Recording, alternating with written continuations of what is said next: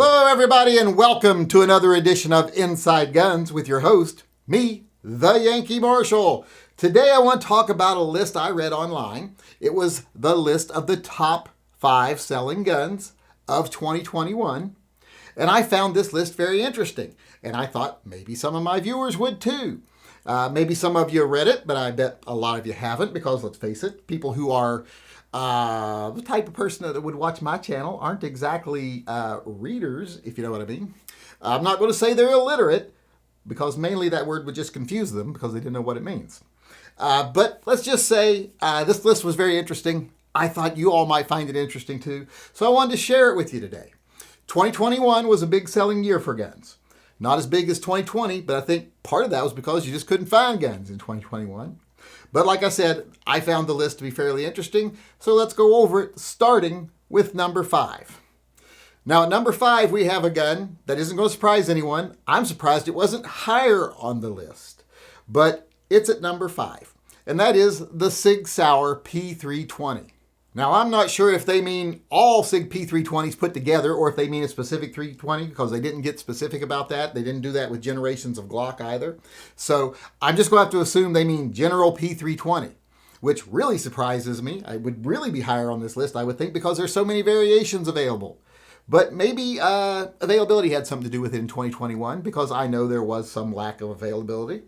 But awesome gun. Everyone loves this gun. I don't think anyone would be surprised with it being number 5 on this list, other than that it's that low. And I sure don't think anyone's going to object to it being on the list because it is an amazing gun. And that's number 5 on the list, the Sig P320. Now at number 4 is a gun that actually did surprise me. It is the Springfield Armory Hellcat. One of the things that surprises me about this gun being so high on the list is that out of the multiple small, super subcompact 9mm in that 10 round range that came out that year, this was one of my least favorites. There are a few of them I would take over it. I would definitely take the Mako from Kimber over it and the P365 from Sig over it. But I guess a lot of people liked it because it's on this list at number 4. And I can't really say it doesn't deserve to be there, but like I said, there's a lot of the other guns in the same category I would have chosen over this one, but I can see why a lot of people liked it. All right, at number 3, we have a gun that isn't going to surprise anybody. It's our first Glock on the list, and it's our Glock 43X. Now, I think everybody knows what gun this is. It's their compact 9mm pistol. It's kind of like the G26, but it's thinner and taller. It's more like the 19X was shrunk down to a 10-round capacity. It's a really nice little gun. I think I kind of personally like the 26 better, but I can see why people like this as well. Just because of that different length of the grip, I think makes a difference, and the fact that it's thinner makes a difference. So it doesn't surprise me that it's on this list. In fact, I even thought it might be higher on this list because I think they sold really well last year from what I heard from dealers. So that's number 3 on the list. Something else I don't think anyone will disagree with, the Glock 43X. All right, now at number 2, we have a gun I've already mentioned, and that is the Sig P365. It's one of the guns I would have taken over the Hellcat. Very similar gun, has different variations out there, different types of barrels and slide cuts and sights and everything else. Big seller. I knew it was a big seller, and I'm not surprised it came in over the Hellcat. I'm just surprised the Hellcat did as well. So that's a gun that I think we could all agree definitely should have been on the list of best sellers. Remember, this isn't, best guns, it's best sellers. And I don't think anyone could argue with that gun having been a massive seller. So that's number 2 on the list. And like I said, I don't think it surprises anyone that it's there. All right, now we're to number 1 on the list. And before we go on, I want to remind everyone, again, this isn't the best guns, it's the best selling guns. But in the case of number 1, I think it is one of the best guns. It's the Glock 19.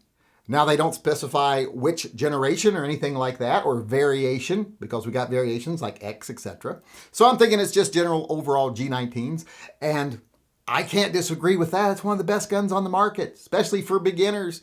A lot of people don't think Glocks are good for beginners. I think they are good because they're so simple and so easy to use and so reliable and so low maintenance. So I think they are one of the best guns out there. And it doesn't surprise me that they're one of the best sellers. So there you have it right there, the #1 selling gun of 2021 and one of the best guns of 2021 or many other years before it, the Glock G19. So there you have it, 2 Glocks, 2 Sigs, and the other one. And together, they make up the list of the top 5 selling guns of 2021. And with that being said, I want to move on to something else here. I want to clarify something I said during my video yesterday. When I was talking about the FN High Power that came out at SHOT Show, I said it's a lot different than that one coming out from Springfield.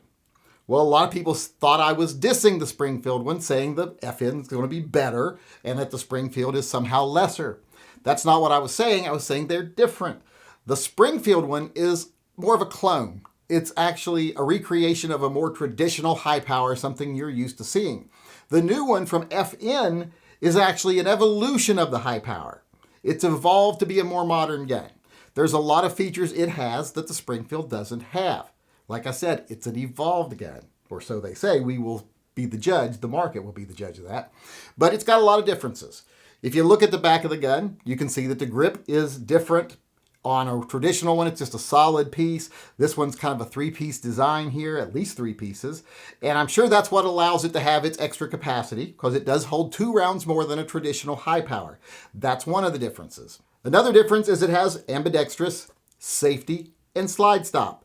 That's not true on the old high powers. They just have it on one side. Another big difference with the slide stops is that the slide stop isn't the disassembly pin now. They actually have a disassembly lever on one side to take it down like a more modern gun. That's a huge change. That's bigger than just having ambi controls. Another change is I do believe it has a different lockup and a different recoil spring assembly. That's a change. So there's just a whole bunch of different things about this gun. Like I said, it's not a traditional high power. It's the evolution of the high power.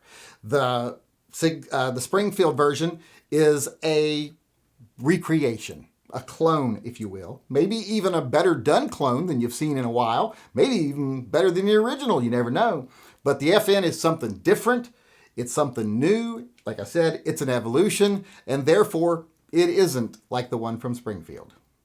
All right, before I get out of here, I want to remind everyone that we are still taking pre-orders for the next 24 hours for the very exclusive Fudd Free Zone patch. These will be available for the next 24 hours over on gearwebsites.com. If you haven't gone and pre-ordered one, go over and do it within the next 24 hours. If you want one, because we're only going to make as many of these as get ordered. We're not going to be mass producing these for sale. These are to fund the 2A activism of Gun Website's channel. He's one of the original gun tubers who never sold out for profit, who still goes out there every day and fights the fight, and this is going to help him do that.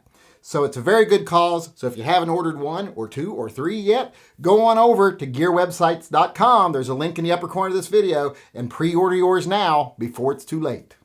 And with that being said, I'm going to go ahead and get out of here. Before I go, I want to say thanks for coming. I hope you come again tomorrow. And until then, I just want to remind everyone to always carry and stay safe until I see you again.